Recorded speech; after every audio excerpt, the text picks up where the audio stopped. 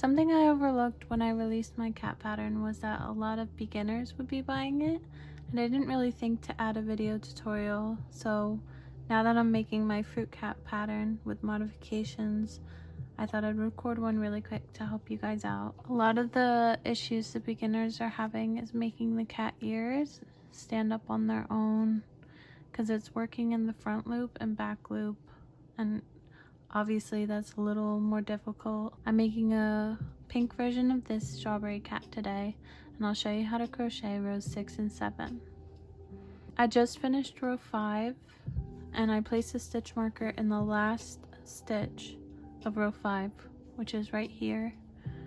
You see that's the last increase that we're gonna make before we start single crocheting around and adding the ears. So I'm gonna single crochet 17 and I'll meet you guys back here. So I just single crocheted 17 and we're at the point where we're gonna add the first ear.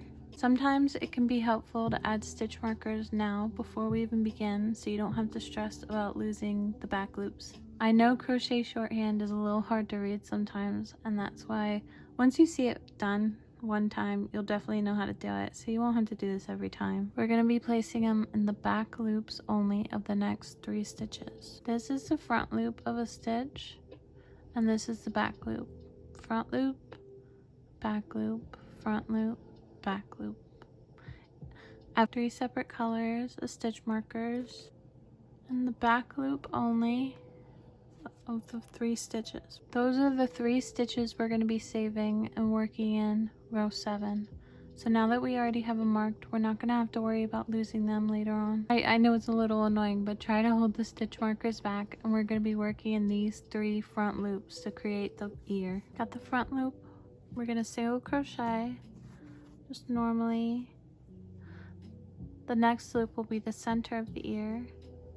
So we're going to yarn over, insert our hook into the front loop only, and create a double crochet. Then we're going to chain 1. Then working in the same stitch, we're going to add another double crochet.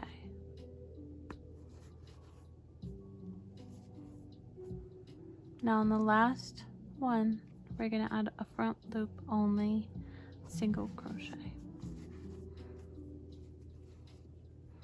And now we have the first cat ear, and you can see those 3 stitches, the loops that we skipped. That's what we will be working in row 7. Now we're going to single crochet 4, 1, 2, 3, 4, and we're ready to add our next ear and add 3 stitch markers. Single crochet, front loop only, yarn over, double crochet, chain 1 into the same stitch,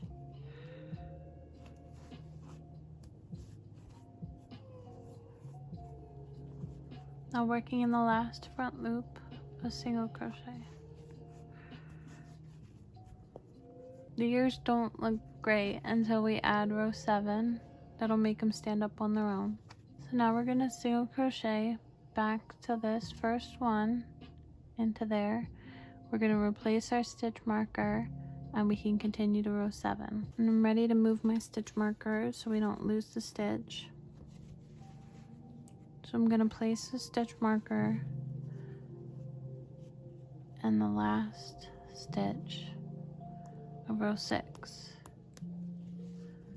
and we're ready to do row 7. So I'm going to single crochet 17, and I'll meet you back at the start of the first ear. So as you can see, I just single crocheted 17, but I think it's important, and a lot of beginners were missing this and their ears were a little flat.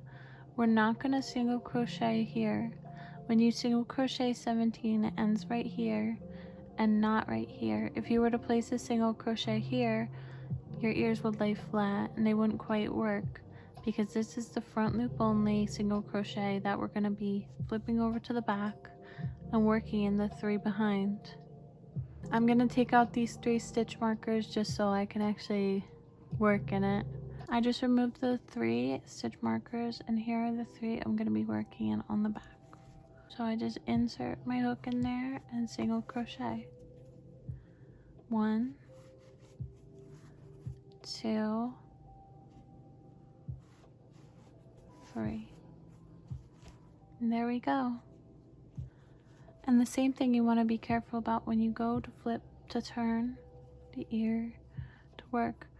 We're not going to put a single crochet here because this is the front loop only single crochet that we just worked in the back. We're going to want to do 1, 2, 3, 4.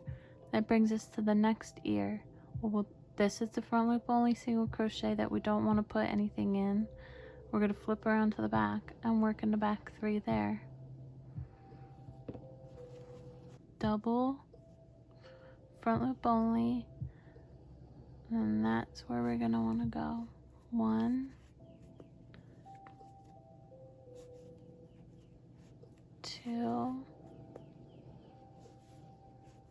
3, 4.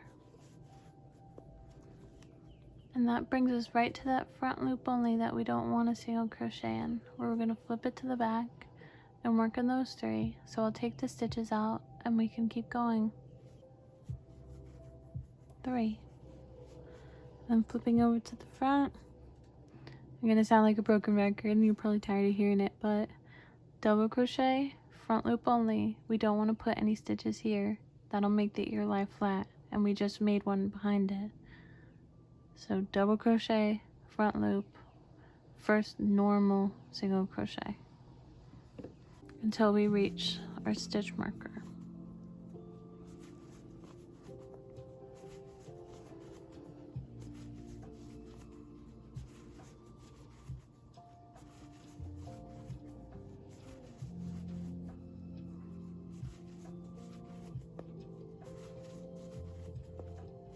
I've been trying to make YouTube videos and it's so hard to I don't know how they hold their work so still when they crochet because I'm crocheting and it's just like this, but it's definitely a learned skill. I'm gonna have to practice. There we go, we just made it back around and this is what your ears should look like. So we got 2 little kitty ears that are pretty well defined now, and they're standing up on their own because we single crocheted in the 2 back. And now when we go to single crochet around, we're going to just work normally here. So I'm going to do that, I'm going to single crochet around, and then I'm going to come back to show you how to adjust the feet and make sure the feet line up exactly with the ears. Because sometimes, depending on the yarn weight you're using, the hook, your tension, anything can contribute to the ears and feet being a little crooked, and we definitely don't want that. And it's super easy to adjust. I'll just show you how to do it. So I'll meet you back for the front feet.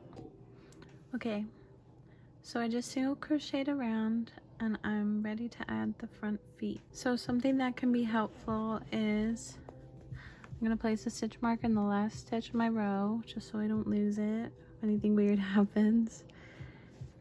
And then take 2 stitch markers. So that's where the first foot technically should go. And we're going to have 4 stitches in between. So 1, 2, 3, 4. And then place a stitch marker in this next one. 1, 2, 3, 4. And that can really help you visualize if your feet are going to be straight before you even start making it. And I usually don't have to adjust it, maybe by 1 or 2 if the yarn weight is really different from Bernat blanket. But honestly, that looks pretty good. I mean, it's lined up, so I'm just gonna go with what the pattern says and immediately put my first foot, a 5 double crochet cluster, 4 single crochet, and then a 5 double crochet cluster as a second foot in the next one. So let's take this stitch marker out and I'll show you how to do that.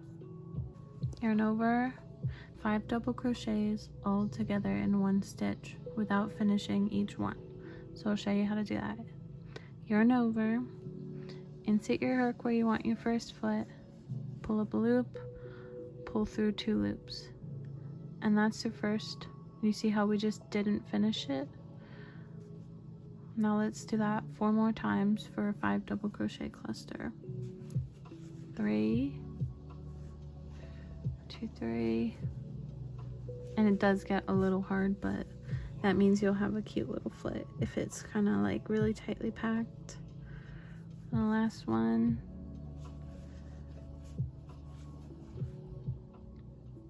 We'll do just 2. Then you can see we have 1, 2, 3, 4, 5, and this is the starting loop. So now we're going to pull through all 6 loops to have a 5 double crochet cluster. You're just going to push it out, and then we're going to be working right here in the next stitch. You want to go outside? See, and go behind. Okay, pull it tight, cluster foot. So 1,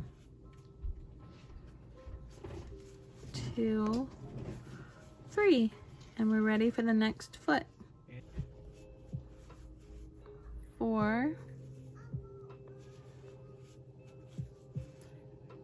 5. So now we got 5 double crochets. Let's pull through all 6 loops on our hook. Pull it, single crochet,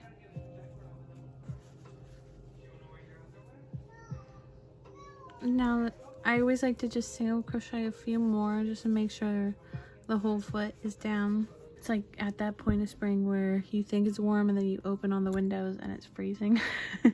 But I'm being stubborn, I don't want to close them. Anyway, let's check. But that looks good.